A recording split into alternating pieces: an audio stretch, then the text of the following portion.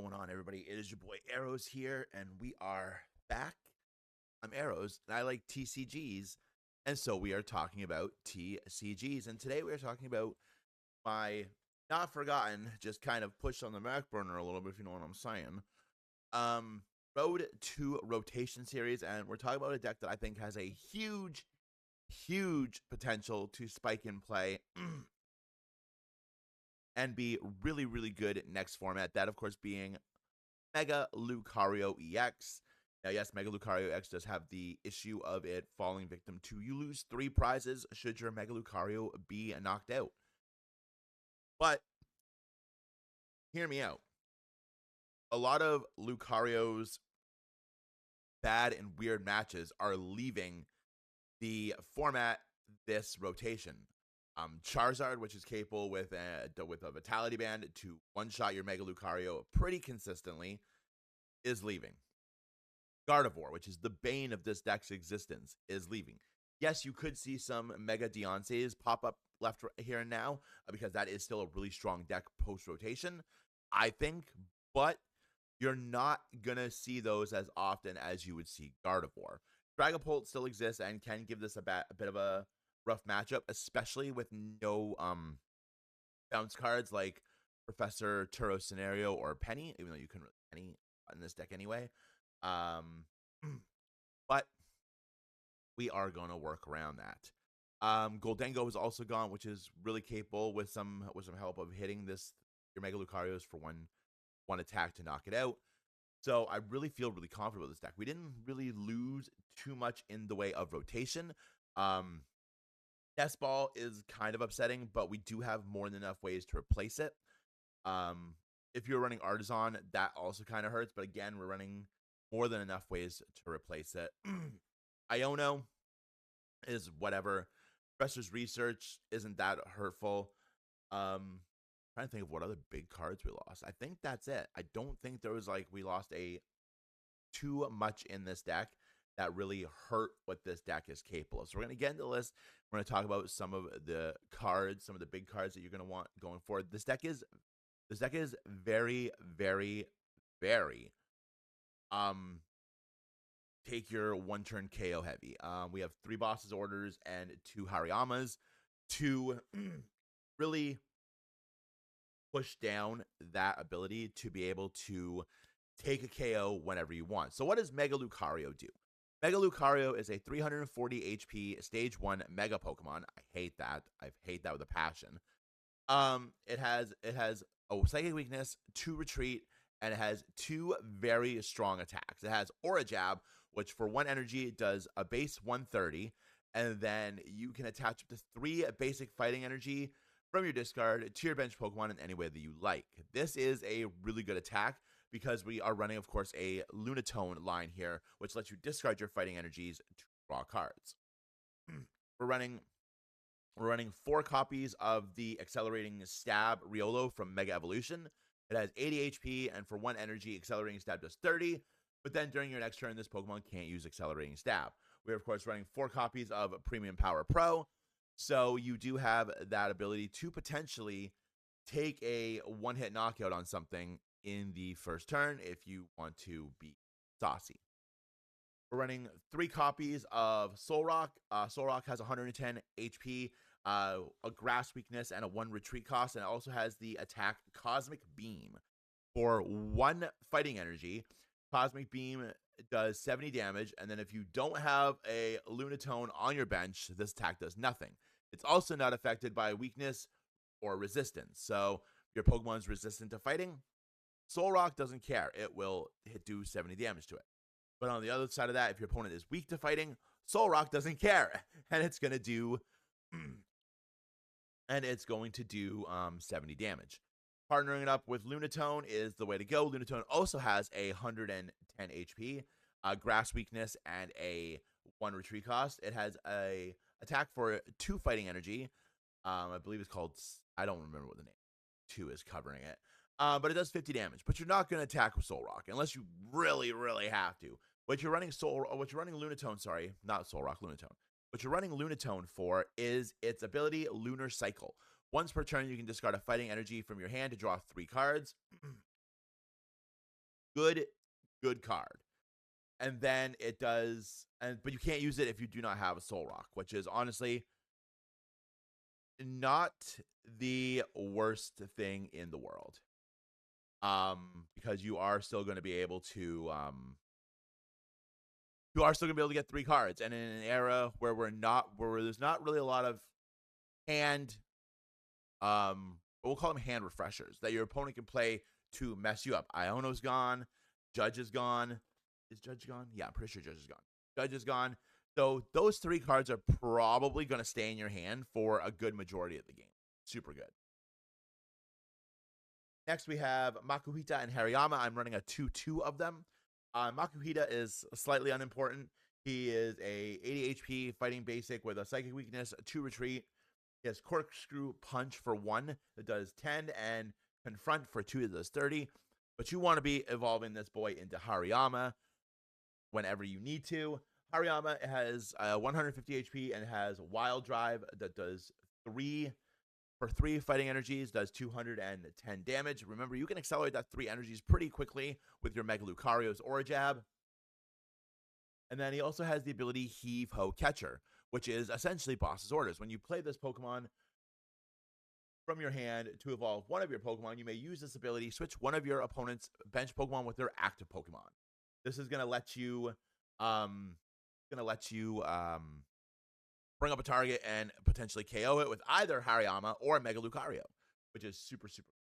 Getting into what our only new Pokemon we're running in this. Keep in mind that these deck builds are going into our next English set, Perfect Order, or its Japanese counterpart, Nullifying Order, which will feature a new Stadium Searcher in Meowth.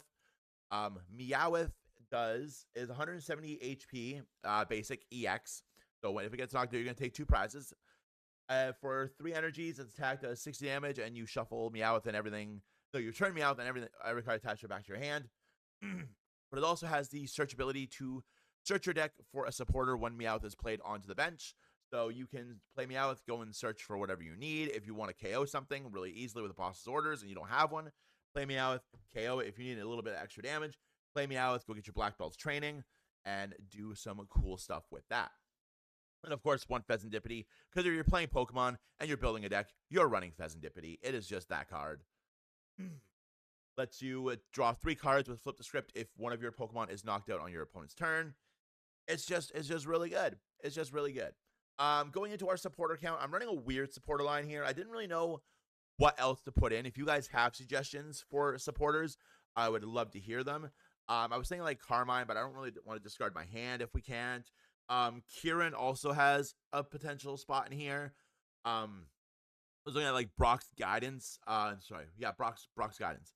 But between the Fighting Gong, Pokepad, and the Ultra Ball, I have searching Pokemon pretty much covered. So we are going to go with what we have here. So I'm running 4 Lilies of Determination. Shuffle your hand into your deck and draw 6 cards. If you haven't taken any prizes, you can draw 8. 3 Boss's Orders. Yes, we are using the Corbo art in here. Lets you switch one of your opponent's bench Pokemon with the active Pokemon. Again, really good for clutch KOs. Black Belt's Training. During this turn, attacks used by your Pokemon do 40 more damage to your opponent's Pokemon EX. This is really cool to get us into some numbers. 270 with Mega Brave plus 40 from the Black Belt's Training gives us 310, which KOs pretty much everything that's not a non-stage 2 Mega. We're running 1 copy of Cypher Maniac's Code Breaking. I'm unsure how many of these I want to run. I might bump it up to like 2 or 3 because it does pair nicely with the Lunatone. You can play Cypher Maniac's Code Breaking, put the 2 cards you want on top, discard a Fighting Energy for Lunatone, draw 3. It has potential. It's something I want to mess around with going forward into the new format. Of course, because we're using cards from the next English set, which isn't out yet. I'm not able to like really test this on TCG Live, so we're just kind of giving you like the rundown of how I think this is going to match up to everything. Alrighty. So we have 4 Fighting Gong. Either search your deck for a basic fighting Pokemon or a basic fighting energy and put it in your hand. This just shuffles. This works so well with Lunatone, getting you an energy, drawing you cards. It's just really, really. 4 Premium Power Pro. During this turn, the attacks used by your fighting Pokemon do 30 more damage to your opponent's active Pokemon. This deck literally wants to take one-hit KOs on whatever it wants. So we want to Mega Brave, knock something out. We want to pump it up or a jab, potentially knock something out. 4 copies of Pokepad. This lets you search your deck for a Pokemon that doesn't have a rule box, which is a lot of your core here. This is going to let you get your Hariyamas if you need them. It's going to let you get more Soul Rocks if your opponent KOs them, or Lunatones. 90% of the time, your opponent's probably going to KO whichever one they think you have less of, and usually people run a 2-2 of this. I'm running one extra Soul Rock because I think it's just so valuable if you can open it and drop the Lunatone and attach an energy and potentially KO a Dreepy, Marnie's Grimmsnarl. If you want to pump it up with a couple of premium power pros, you can take out a Monkey Dory. So I think it definitely has potential. That's why we're running one more Soul Rock. 3 Night Stretcher. I've upped this from 2 from my pre-rotation Lucario deck just because I want to be able to hit those. I want to be able to either get the Meowth back into my hand really quickly if it gets KO'd. I want to grab Hariyamas if I need to. I want to recycle energy a lot quicker to use Lunatone or to attach if I need that extra oomph with Mega Lucario to get over something. 2 Air Balloons because you don't want your Lunatones stuck in the active spot if you can't attach energy to them. And also, if you have to, putting this on a Mega Lucario isn't the worst thing in the world because it's going to give you a free retreat and allow you to kind of recycle Mega Braves if possible, if you need that back-to-back 270 plus damage. 2 Ultra Balls. I think with the Premium Power Pro, I think with the Fighting Gong, the Pokepad, and all of our draw potential in here, aside from Maniac's Code Breaking, we don't really need to be running that many Ultra Balls. And our ace spec for this deck is Maximum Belt. What the Pokemon that's attached to does an additional 50 damage to a Pokemon EX. We really hate EXs in this deck. Going into stadiums, I'm running 2 copies of Gravity Mountain and 1 copy of Team Rocket's Watchtower. Gravity Mountain is here because it lowers the HP of your and your opponent's stage 2s by 30. This makes some of those bigger stage 2 megas a lot easier to KO, like Charizard. Venusaur still needs some work. But as we get into more of a mega format with more of these big, beefy 2-stage megas, this is going to allow us to KO them a lot easier. And then 1 Team Rocket's Watchtower because turning off colorless Pokemon's ability is really good. I don't know how prevalent the Noctowl Hoot Fan Rotom line is going to be post-rotation because we are losing probably 2 of the really big, well, the only 2 really big decks that you see them in I guess you see them in Terra Box, in Raging Bolt and Charizard.